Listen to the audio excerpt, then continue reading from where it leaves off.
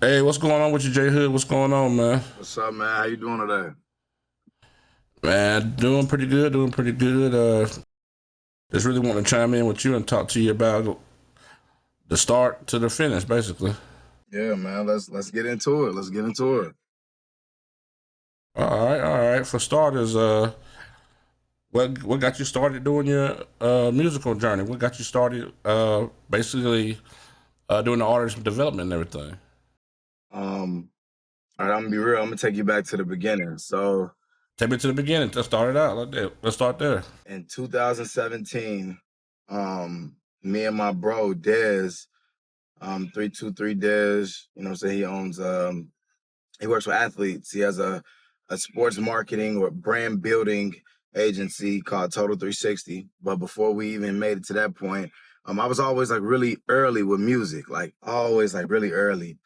And I was always discovering early talent like before they hit the market, way before. And bro used to always pick up on that. And then one day we were just sitting in the living room and we shared a one-bedroom apartment. You know what I'm saying? We grown ass men, it's 2017, but we was down. So we was trying to figure that shit out. So we just figured out we was gonna attack that shit together, you know what I'm saying? But Okay. Okay. we were in the living room and he was like, man, you should be an A&R. And at the time, bro, I'm gonna be real, I didn't even know what the fuck A&R was. I Hey. didn't even know what an A&R was, bro. So he was like, you should be an A&R. And I ain't even think about it. I was, doing other stuff, still trying to figure life out, still trying to figure things out. And so that was that. But fast forward, like I said, I always had this love and this passion for music, but I knew an artist from back home that was pretty good. And at the time he was locked up. So I was really like, okay, I'm gonna try something. I'm an entrepreneur now. I was full-time entrepreneur. This is in like 2020, like during COVID. And I decided to take a chance on him, and that didn't work out, but I learned a lot. You know what I'm saying? So then I ended up discovering an artist that I really invested my time, my money into, Fast Cash Alley. And that's why I really started to learn like artist development. And that's when I started to really get hip and I picked up on things extremely quick.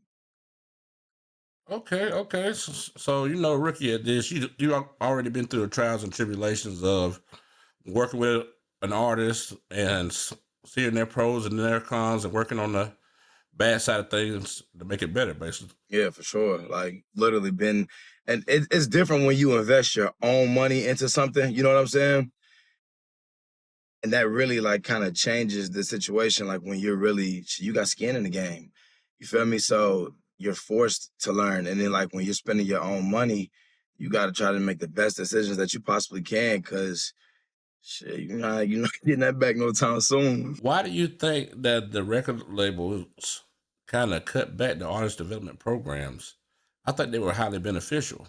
Um, I think when social media really took off, it kind of a lot of artists had the opportunity to skip steps because they went viral so fast, and then whatever it was they had, it caught, and then it stuck for a little while.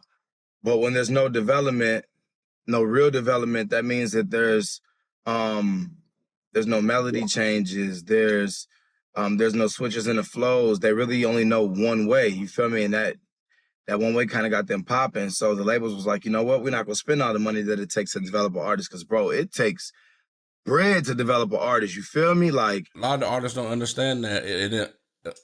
I think there are a few that understand it, but even those don't understand how much time and money, and you can get money back, but the time invested. you can't get that time back, man. The money will always come back, especially if what I'm saying, if you work hard and like you consistently work, the money will come back, but that time ain't coming back. But I will say this, that with time wasted comes lessons learned. The wasted time is a blessing, because now you know how not to do things, and now so you know who not to work with, who not to invest your time in, because your time is the biggest investment that you can make into anything. You know what I'm saying? So if you invest in your time, you truly, truly, what I'm saying, believe in it. So that's the biggest thing that you can invest is time. What's the biggest lesson you learned working with artists so far? Um, what the artist wants is not always right.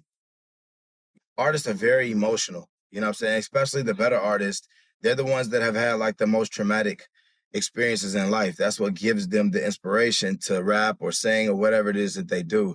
So there's a lot that comes with dealing with artists, especially the extremely talented ones. You know what I'm saying? There's something. Now, every once in a while, you will find a gem. You know what I'm saying? I'm not going to say that there aren't gems, and there's every once in a while you will. But the artists, they have a different emotional connection with the creations that they make. And some songs that they put out, it might be their absolute favorite because of what it is that they're saying, or because they're reliving a very emotional moment in their life. So they have a huge attachment to that song, right? And they might want to be like, yo, this is the song. I want to put this one out. This is the best one. Just because they love it does not mean that that's what needs to be put out. Like, there's strategy. And like, even myself, I have a PR, right? Our PR, label PR, her name is Dominique Jones. I know Damo. She's one of the best in the business. Even with me, I be so ahead of myself sometimes, you know what I'm saying? And I want to do this. And she's like, no, can't do it like that. It's the same thing with the artist, you know what I'm saying? Like, they think that, oh, well, this is the one. I'm so attached to this one. It's going to be the best one. It's going to be the one that bangs. And they put it out and that shit flops. It's got to be a build up and it's got to make sense. You like want to put together like a storyline. You want to be able to show growth and elevation, and it might not be the right time to put that record out. Once we get your fan base to hear and they love you so much, then maybe you could try that record, put that out and see how they gravitate to it. Because now at this point, they love you. So yeah, just knowing that the artist was, and this is for all my managers out there, because a lot of managers, like I do both. Like I'm the CEO of YSF, the label, Young, Successful, Fortunate. We are an independent artist development label. So we focus solely on undiscovered artists. Like that's what we do. You feel me? So I like that name. What made you choose that name? man, I've had this name for some years, since like 2017, but it's changed. It's been under the same umbrella, but it's changed several times through many failures or lessons learned. But I started this with two of my good friends, Larod King and Ryan Ray. That's my brother for life. You know, my dogs. And we started off as something totally different. You know, we started off as like a investment group. It was Young, Successful, Fortunate Investment Group. So we were going to invest in, you know, small businesses, 5 to 10,000, and, you know, take some equity within that business and just help them grow. And that was my way of getting our hands in a lot of different things at once. But that didn't work out. So then we switched from that to trucking. We did really well with that for a while, and then so that didn't work out. Then I started a commercial janitorial business. That's still currently going. Then I started a clothing label. You know what I'm saying? So many things, but that's where it started from originally. And in 2021, I moved to Atlanta, and I was trying to duplicate what I did in Charlotte and Atlanta, because 2019 and 2020 were so good to me financially in Charlotte that I was like, you know what? I want to go to a bigger city. I want to try it out there. Like, I feel like I've done what I could do in Charlotte. I established something that I can eat, and I got several other people eating off of this too, and I'm not even there. You know what I'm saying? Let me move to Atlanta and see what I can do. And moving to Atlanta, and that's where I started the record label. Hey, that's a crazy story. That's a cool story. More power to you starting all those businesses. Some made it, some didn't. At the end of the day, you had the initiative to get up, go out there and start the business, and be hopeful and empowered to do so. So the ones that didn't make it, it is what it is. But the ones that did make it, hey, they might be $1 billion franchises for you know. You just gotta stay consistent, basically. Stay consistent, man. Even when you fall, you got to get back up. You can't stay down. I heard you say one thing about Atlanta, and then you said something about Charlotte. Are you from Charlotte? Where you from? So I'm originally from Kentucky. My mom is from Louisville. My dad he was born in North Carolina, but he was raised in Atlanta, moved to Atlanta when he was like 6, 7 years old. But I'm from Kentucky. My dad got stationed on Fort Knox. My mom and dad actually met on Fort Knox.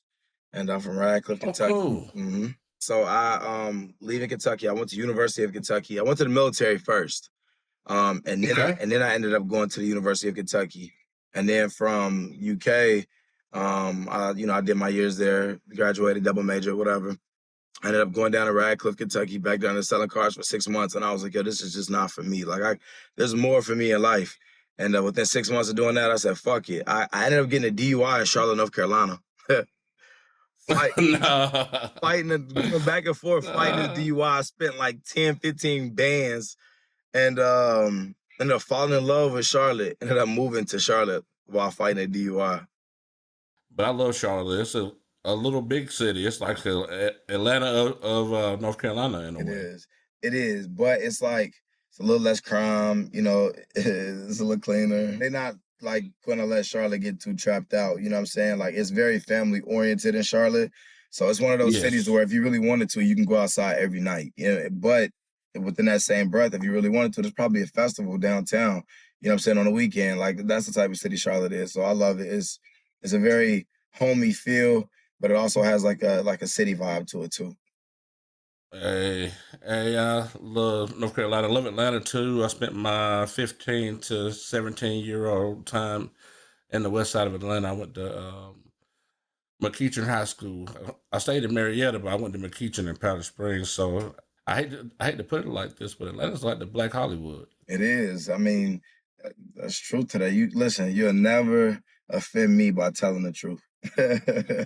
You can go to Lenox Mall and see a A-list celebrity or your favorite rapper or Just a like that. B-list celebrity or your favorite basketball guy. Like Restaurant, it's a very everything. restaurant, crazy place to network. Sounds like you get out there and make stuff happen. And I think Atlanta is a little bit better than Charlotte, Man, far for as just sure. being Sure. hands on with everybody. You'll never offend me by telling the truth. Another family question: how was it growing up? You said you had a mother and a father though. I grew up in a two-parent household. My parents were together all the way up until I made it to college. So, you know, at that point, regardless of what they did, it wouldn't really affect me at that point. But I grew up in a two-parent household. I had two parents that were hustlers who like both, you know, really cared about me and got out there and grinded their ass off to make sure that I had. And you know, when you growing up in high school, a lot of people don't have it. Like coming up middle school, high school, a lot of people don't have that. So, you know, that'll make some kids, the ones that don't, uh, that they sometimes they could pick on other kids. See, I was never the type to be ashamed of anything. You know what I'm saying? I always knew better. I was always different, so I always knew better than I was always a little bit ahead. You know what I'm saying? So but I definitely grew up in a two-parent household. Both of my parents were hard workers. Now, whether their relationship was the best, you feel me? The thing about me that I loved about my parents is that they always encouraged my individuality. You know what I'm saying? Like they never like forced me into a pocket. They never only thing my mom ever forced me to do was if I started something, you better not quit. You know what I'm saying? My dad was I always respect like, it. shit, whatever you want to do, son, is what you want to do. You feel me? But my mom was like, shit, well, you do it, you gonna finish it. Like that's how she was. And when I was younger, I'd get mad and quit. And then as you get older, you start thinking about those things, like when you in the midst of some tough shit, thinking about those words, like, shit, I started it, I gotta finish it. And I Hey, definitely dedicate a huge shout out to my parents. You know what I'm saying?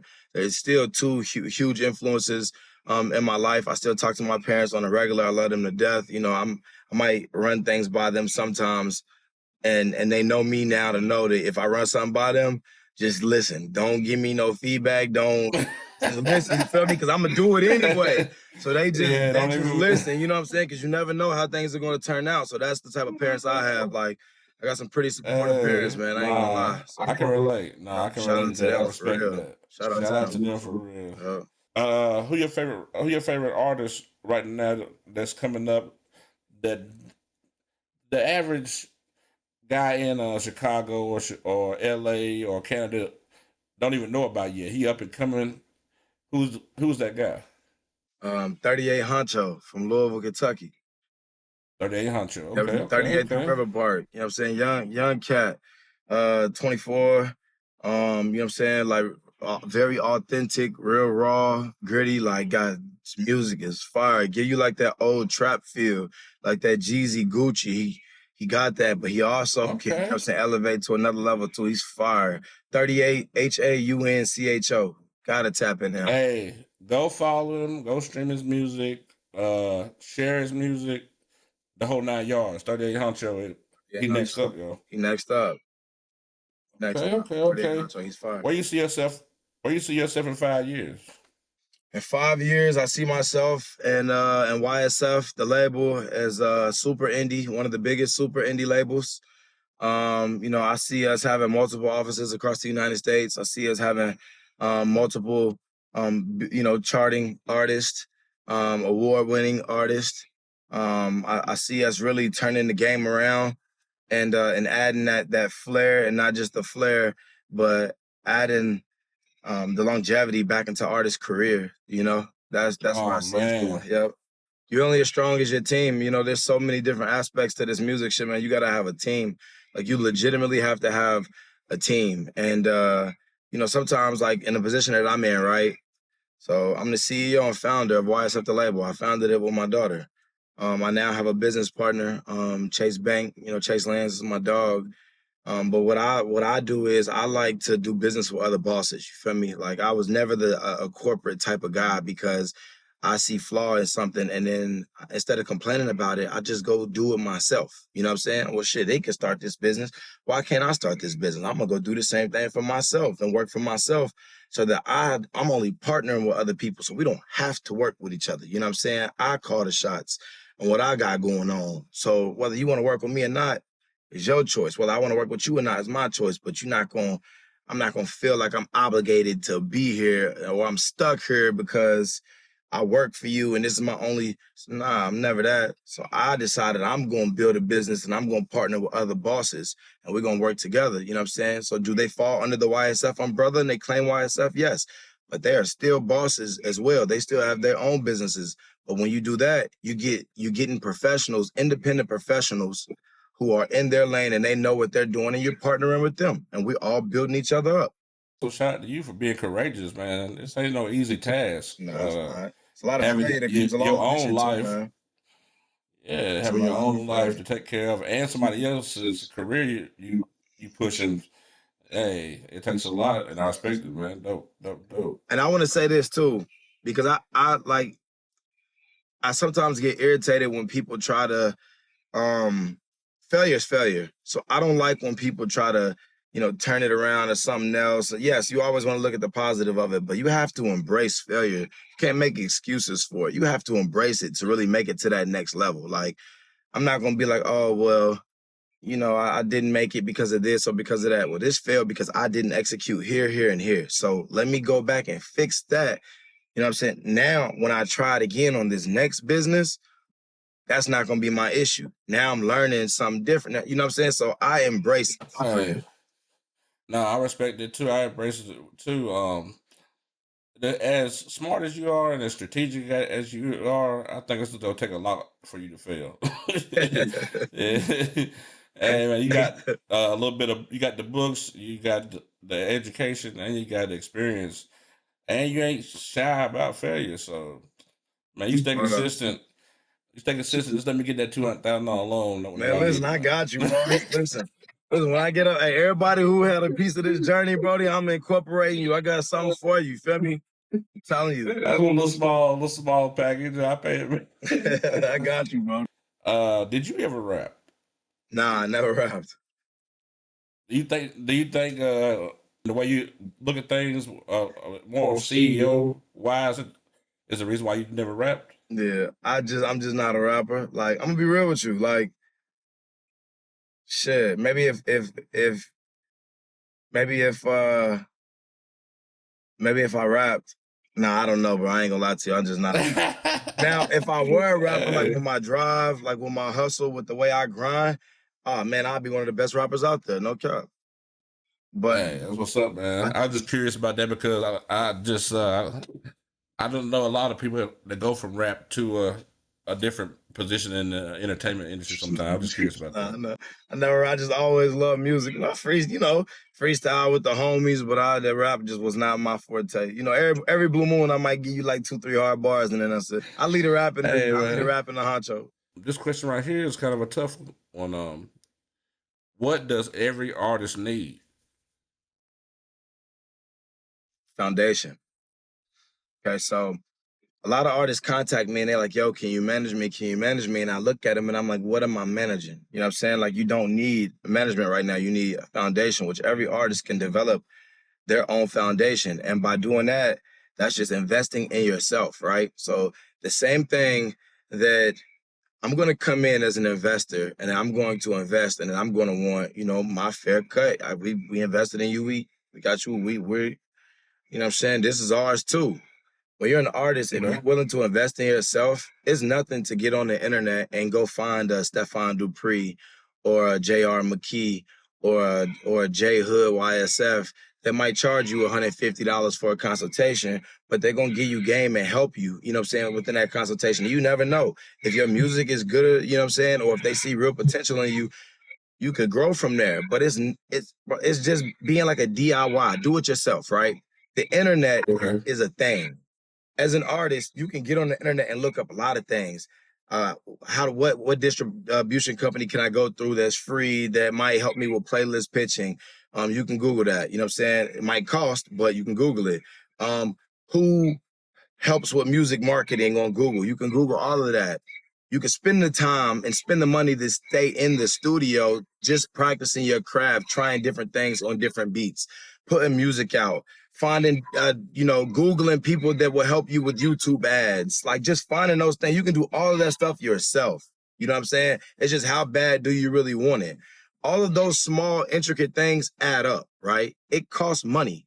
You have to invest in yourself if you want to make it to the next level. Building your foundation costs money. You know what I'm saying? Okay. But it's easy to do. Once you have, like you start to do those things, now you starting to get some streams. Now you got a videographer that's rocking with you. Now you got somebody that's helping you, build your YouTube. Now you've got fans. Now you're getting streams. Now you've got people looking at you and wanting to manage you because you have something to manage now. So I'm gonna say it in simplest terms. The most important thing an artist can do right now is build their foundation. Keep going. Somebody will see you eventually. You know what I'm saying? There's a lot of people trying to rap. There's a lot of people trying to make it out right now. And the ones that are getting the most attention are the ones that are generating buzz for themselves. You know what I'm saying? Whether that's whether that's you getting on fucking Instagram and finding somebody in another city that has a fan base similar to your size and you tapping in with them. Hey, bro, what's up? We got a similar fan base. Let's work. Let's do some content together. Let's make some music together. Let's play off of one each other so I can start to dabble into your fans. You can start to dabble into my fans. That's fan base building. You feel me? Let me go over here. Let me go to this damn DJ coalition. Let me go tap in with these DJs. Let me get them my music and have some flyers with me. You know what I'm saying? Let me pay these DJs. Let me go to this club and let me pay this DJ $50, $100 to spin my record. Now I'm tapped in with this DJ who's spinning 3-4 times a night. Now people are here. That's foundation building. You know, these are all things that an artist can do for themselves, which will help you to get noticed by an executive or by somebody who might have a couple dollars and they want to be an investor, or somebody who has experience managing. Now they see the potential in you and they want to, you know what I'm saying? Like, you want them to see it, you got to build your if they're driving down the street and all they see is grass and sidewalk, they're not going to stop because the house next to you got bricks. You know what I'm saying? Yeah, I totally get it, bro. Let's stop at this one right here. This one's a little further The along. way you put that out, that was tough. No, the way you laid that out was tough. I got a tougher question for you. Well, it ain't a tough question. It's just tough for these artists because a lot of them don't want to invest. But what's the budget? Does he need 5, 10 grand to invest in himself, or can he do it while he working a Walmart job or a regular 9 to 5? I ain't gonna lie, man. You're gonna have to make some sacrifices. You feel me? I done been down bad, dead broke 20 times investing in this music stuff and took 20 losses in a row before I seen that first W. So that's first, before I even talking about the money, the mindset's got to be there. Like, listen, I'm willing Gotta be there. It's got to be there. That's it. Like, you got to want it more than anything. That's number one. The money, even if you only have 1,500 to 2,000 a month, if the music is there, as long as you could put something, whether you got, okay, I got these 3 DJs, they're going to charge you. They know I'm up and coming. I already worked something out with them. They like my music. Let me give each of these 3 DJs $100 a piece. Okay, I got my videographer over here. He see what I'm trying to do. He know what I got. You know what I'm saying? Let me tell my videographer, hey, Brody, let me give you, you feel me? Let me give you 250, 300 a month. Let me for 2-3 videos, you know what I'm saying? Let's work something out. Let me run this Instagram ad. Let me get my videographer to create this reel so I can put this on Instagram and I can go boost this post and I can put $20 a day into it for a few days just to generate some traction, generate some motion, get people coming to my page. Shit, $5, $10 a day just to keep constant traffic coming to my page. If I can gain 5 to 10 new followers a day organically off of my music, that's a win. You know what I'm saying? To start off. That's a W. So even if you got 1,500 to 2,000, it's all about where you put it at. You feel me? Like, don't spend all your money in the studio or on your videographer when you got to promote the music. What the hell you gonna do if you ain't got no music, no money to promote it because you in the studio all damn day? That don't make Now, that sense. marketing is a big piece. The That's a marketing is the big piece of biggest the piece, puzzle. bro. The marketing is the Biggest biggest piece of the piece. puzzle. But guess what? Guess what? Before the marketing hits, guess what you have to have? Foundation. A foundation. You know what I'm saying? Facts. You gotta have something to market. You gotta have something to market. Before those blog posts start working, guess what you have to have? A foundation. Because now, guess what? With your foundation, when the blogs post you, your fans are already going to comment on that post, which generates engagement and makes it more attractive for new people to comment. Like, okay, who is this? You know what I'm saying? That foundation. Gotta have it. Hey man, you get them a lot of sauce. Gotta You have get it. them a lot of sauce, man. Hey, I appreciate And I'm that. giving you sauce And- from the bottom. I've been doing it for the last few years. You feel me? Like from the ground up, ground zero, no cosigns, no executive help, built it from scratch. You know what I'm saying? So I'm giving you sauce from the mud. I'm giving you mud. Hey. I'm giving you mud. You feel me? Hey, Real I appreciate it, man. I appreciate it a lot. And these guys that's coming up, hey, you heard it first here. This is what he does, what he been doing. He already got artists doing this. Go So find it's the artists that's template. It's popping, the bro. template. Yep, I find artists that have nothing at all but a sound. You feel me? Nothing but a sound. I tell you what I do. I help to enhance an artist's sound. I help to create a unique sound for artists. I help to enhance an artist's image, and I help to build their fan base organically. That's what I do. I'm the one that they come to that makes them noticeable for the A&Rs. You know, with these A&Rs, they see, because there are some A&Rs that are still able to develop talent. But when I say develop talent, I mean you're utilizing your relationship to find producers who might be able to cook up in here and they can make a sound. You're using your relationship to get an engineer who's, you know what I'm saying, who's good, that can help to create this artist sound. You're using your relationships with the videographers that's going to come in and help to, you know what I'm saying, capture the photographers, the videographers to help capture the right angles to even make the artist look like who we want them to be. I'm from the ground. I'm from the ground. That's what I do. Man, I'm the one that hey, takes you to I get the respect deal. it. So that's me. I'm rocking with it. Hey, you heard it first here. This the guy, J Hood, man. YSF. He doing his thing, man, and he got the real sauce for you. This ain't no fluff, no filter. This the real deal. That's how you make it. That's how you come up. That foundation. If you ain't got that, you can't promote nothing. You can't pour no sauce in a DJ's hands. Can't do nothing without that. And he done gave you the rest of the recipe. So I hope y'all appreciate it, man. Real gems on here. I got one more question for you. If you had one sentence to say to a young up and coming artist, what would you say to him? Invest in yourself. Invest in yourself. Hey, yeah, that's pretty clear. That's pretty transparent, man. You'll go out here and invest in the new Americans. That's 1,100. Put that money into your campaign, guys. Campaign. You know what you can do with Hey, 1,100? You can get, for 150 of that, you can have a consultation with one of the best A&Rs in the world, Stefan Dupree, who discovered Ice Spice and Bryson Tiller. For $150, you could be on a 30-minute consultation, 15 to 30-minute consultation with him, getting the ball rolling and building strategy. You could be on a consultation call with me, getting that ball rolling, me telling you where you need to go, me helping you find producers, me helping you to enhance everything that you've got going. You know what I'm saying? So $1,100 you spend on a pair of shoes, we can make that $1,100 look like 5,000. hey, man. J Hood, YSF, the whole team. Shout out to Honcho. Shout out to everybody on the team. Chase I Bank, appreciate all the sauce. Chase, New Chase Bank, Nation, Stephon Voila, Dupree, man. Voila, Download. man. Shout out to everybody, bro. It's been a hell of an interview. This is the first interview, but this is not the last. He poured a whole bunch of sauce on y'all, man. I hope y'all appreciate it. And we out. Thank you, big dog.